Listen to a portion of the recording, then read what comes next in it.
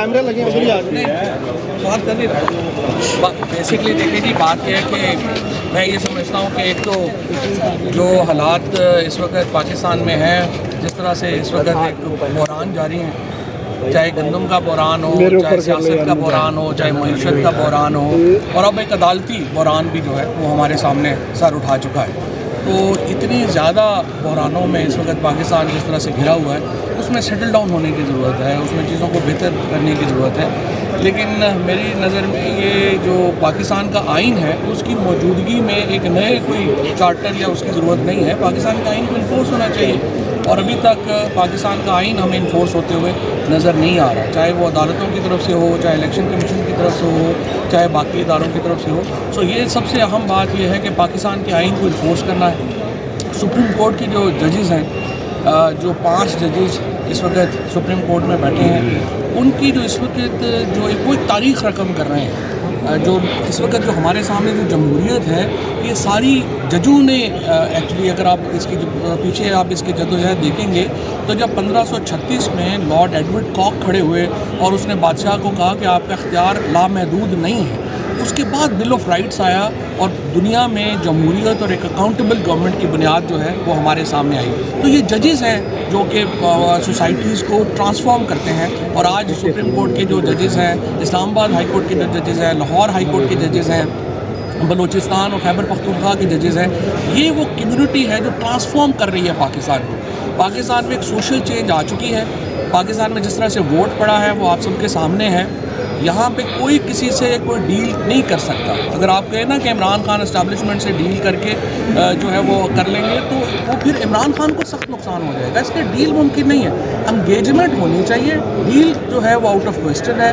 कोई भी अगर इमरान खान आज डील करते हैं एस्टैब्लिशमेंट से, या तो वो तो शहबाज शरीफ बन जाएंगे। आज आप देखें ना शहबाज शरीफ की क्या हैसियत है, लिहाजा डील तो आउट ऑफ क्वेश्चन है इमरान खान के लिए। और जो भी है अभी जो PTI के लोग हैं, मेरा ख्याल है उसको सही कन्वे नहीं कर पा रहे। एंगेजमेंट एक और चीज़ है और डील एक और चीज़ है।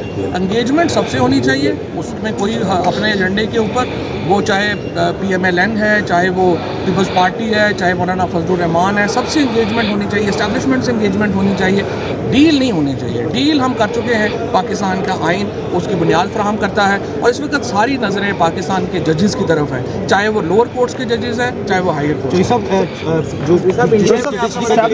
एस्टैब्लिशमेंट से राहुल गांधी के ऊपर हमारी बात नहीं है।